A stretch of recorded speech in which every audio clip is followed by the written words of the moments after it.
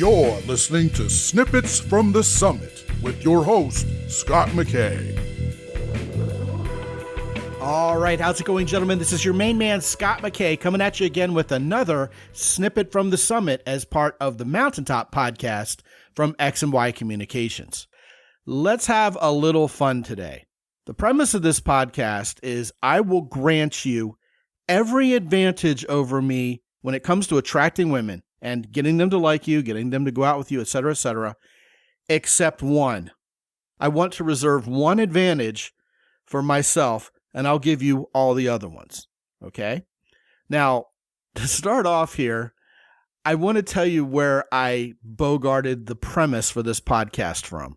Years ago, there was a marketing copywriter, a guy who wrote ads and persuasive copy for advertising material named Gary Halbert. And Gary Halbert, at least allegedly, it may be an urban legend, but it's still a pretty good story, and here goes. He stood before a group of people and said, okay, let's suppose both you and I are starting hamburger stands, and you are my competitor, and I'm yours. I will grant you every advantage over me except one. And he had people raise their hands and guess, and they were saying better burgers. And he was like, nope. Cheaper prices, nope, once again. And people were continuously striking out, guessing what that one advantage would be. And the very simple advantage that Halbert wanted over his potential hamburger competitors was a starving crowd. If I have hungry people, they'll buy my hamburgers. If you don't, they won't buy your hamburgers. There's nobody to buy them who's hungry right now. And I always thought that was a very curious and entertaining story, especially from the perspective of how people market things incorrectly. Well, let's transfer that concept over to attracting women. And I mean, it's not too far of a stretch to say that we're marketing ourselves to women, and indeed they to us. So, the analogy is probably a good one. Okay, here goes. I will grant you looks, height, money, aka wealth, an exciting life, personal style, fame, you could be more famous than me, education, an Ivy League degree, etc., etc. I'll even grant you being younger than I am and being even healthier or more fit.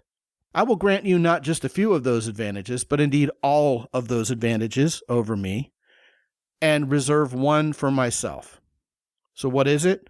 Well, based on 10 plus live interactions, where I take guys out in field, real world experience, and plus, my own dating life from years ago, and indeed my interactions with women on a daily basis, and also the guys I coach all day long and the reports they give me, guys with all the advantages I just described will still see women give me more attention and gravitate more towards me until, and this is important, at least until they co-opt my advantage for themselves. Once they are on to what I'm about to tell you, maybe it's game over for me at that point, or not, who knows.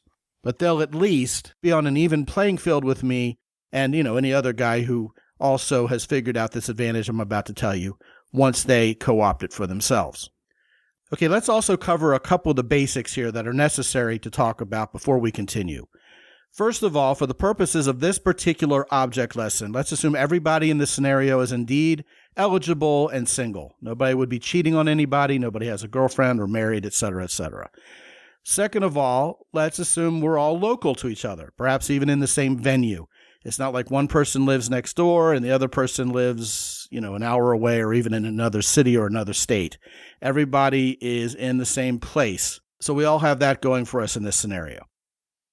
So what's this big advantage that I want over you? Well, I want to have the advantage of knowing and understanding masculinity as women define it. Okay, maybe some of you were expecting me to say that. You are familiar with my work and you've heard me talk about the big four time and time again. Well, I have a confession to make to you. Arriving at one particular advantage I would have over every other guy wasn't necessarily an easy thing to do. I went around and around. The first thing I thought about was making women laugh, which of course is a superpower. I've talked about that in the past as well.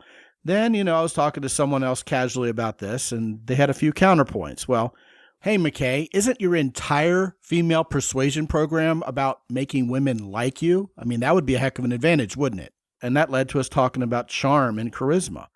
But when you talk about making women feel charmed, being charming so they want more of you, and even having that charisma of them not only wanting more of you, but wanting to follow you as well, it all boils down to making women feel safe and comfortable, doesn't it? And that's what masculinity is all about.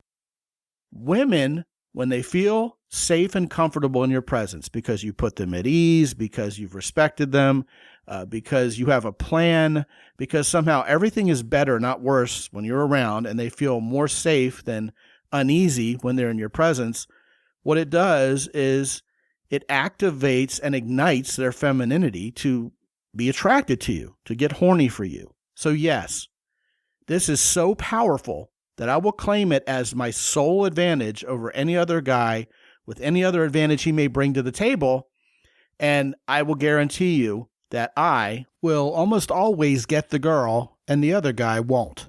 Or, let's transfer this over. You will also get the girl and the other guy won't when you also have this advantage over any other guy who brings any other advantage to the table when you are masculine as women define it, which comes down to making them feel safe and comfortable in your presence. Now, again, if you followed my work for some time and you're familiar with the Big Four, you're already onto something here that I should acknowledge. For years, the third component of the Big Four has been exactly what I just told you.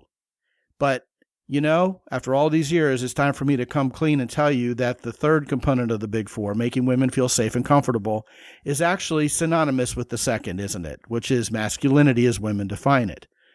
That's enough of a revelation that there's now room for another factor in the Big Four. Otherwise, I'm going to be stuck with the Big Three. I'm going to sound like, the American automotive industry or something, and we don't want that. So here's the deal.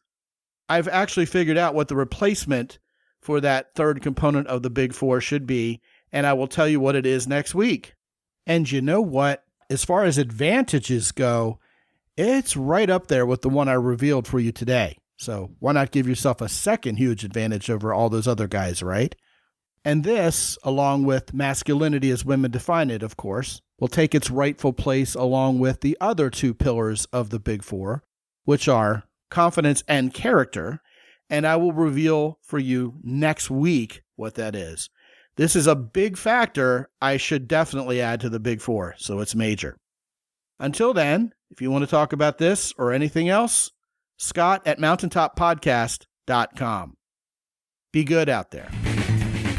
As always, visit mountaintoppodcast.com for more.